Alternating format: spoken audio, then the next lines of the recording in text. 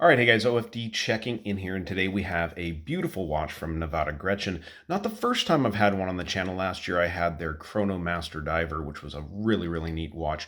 But this watch came to me by way of Chris over at Marshall Time, and actually Nivada Grenchen has a Tropic variant of this watch on its way to me. Got kind of mixed up in customs due to paperwork, but it is on the way to the channel, so you'll see that one coming soon on this channel as well as on Chris's channel. So I'll leave a link to Chris's video down below in the description of this video here. So if you guys aren't familiar with the Super Antarctic line, this line was originally developed back in 1950, a waterproof watch from Nivada Grenchen. It was worn during the Navy's Deep Freeze 1 mission from 1955-1956 by some of those members. That mission was about testing equipment and different types of things under extreme weather conditions. So believe it or not, there's some extreme weather conditions in Antarctica. So with that said, let's go ahead and open this box up and take a look at the watch. Love, I mean, obviously the representation on the top of the box of that deep freeze mission. So let's go ahead and pull this one out. This is kind of a faux leather coated box here. Nothing super fancy, but definitely nice looking and retro feeling. And inside of here, we have one of the variations of this watch. Like I said, I'll have a Tropic variation, which I do believe is a 369 dial also of this watch coming into the channel very soon. Now, very nice looking timepiece. Let's go ahead and push in the crown and get this watch moving here. Go ahead and get it wound, up here. It does have a screw down crown, 100 meters of water resistance with this watch. So kind of a get it all explorer style watch, obviously. Now let's talk specs on the watch. Side to side on the case, you have a 38 millimeter case.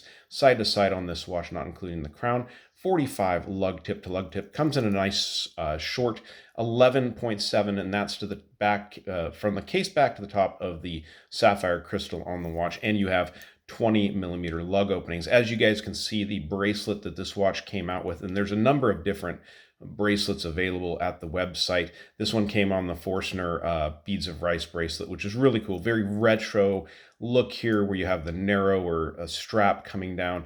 Really cool look. Some people like this look, some people don't. You do have a standard Beads of Rice available, some Tropic straps, leather straps, of course, and I think there's actually an oyster, and then there's a Forstner rivet bracelet also available, which is pretty cool looking. But timepiece is laid out absolutely spectacular. Very much Explorer-esque. You get that feel from the watch, and especially in this classic 38 millimeter size. The indices on the watch, I'll kind of turn it here so you can see. The indices are actually all applied to this nice coal black dial on the watch. Polished surrounds, as you guys can see. Beautiful handset on the watch. You have almost what you'd consider like that Explorer style Mercedes hand without the Mercedes on it, but looks very nice and well done. The sweeping second hand comes all the way out to the seconds track there, actually goes past it a little bit, which is pretty interesting, and a nice stick hand there with the clean tip on it. I like the arrows at the 12, the 3, 6, and 9 position, very nicely done. And like I said, I think one of the ones that I have has the 369 dial or something like that. So we'll see when that one shows up to me here for the channel. But everything done on these watches is done very well, harkening back to the original watches and the way they were built. Very nice polishing, as you guys can see. Excuse the fingerprints there. Those are actually fingerprints.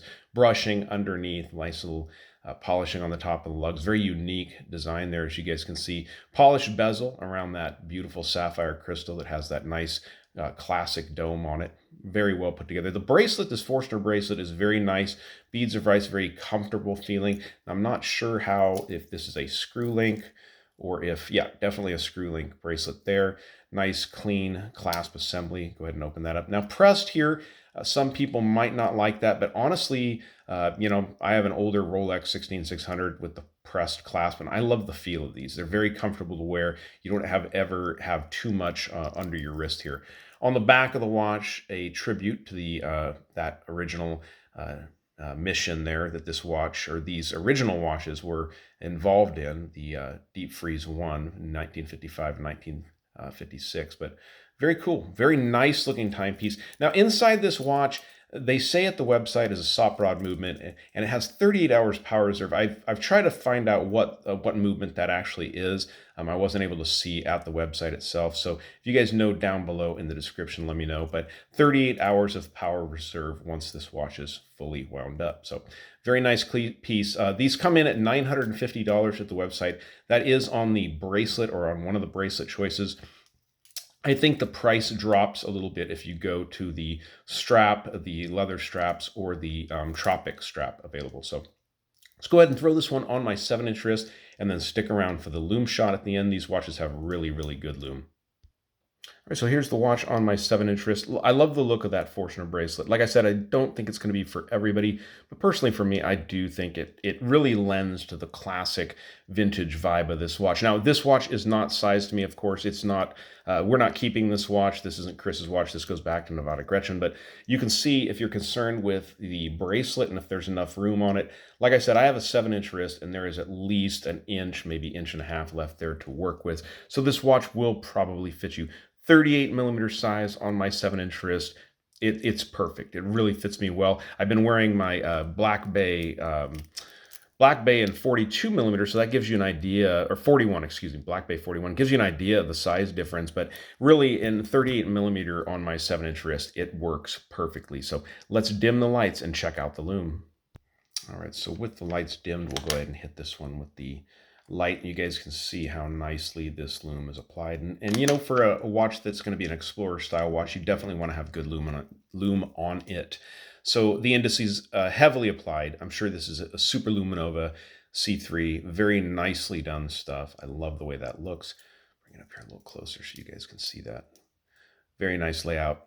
Nice looking watch. Thanks to Nivada Gretchen. Thank you to Chris. Thank you to Chris over at Marshall Time for letting me check this one out. Really like the watch. It's a very well done timepiece, and the price is perfect on this one. Actually, at that $900 price point, it's a really nice piece of kit to add to your collection. So, all right, you guys, like the video, give me a thumbs up down there at the bottom, and if you've not subscribed to the OFD channel yet, please do. Please do.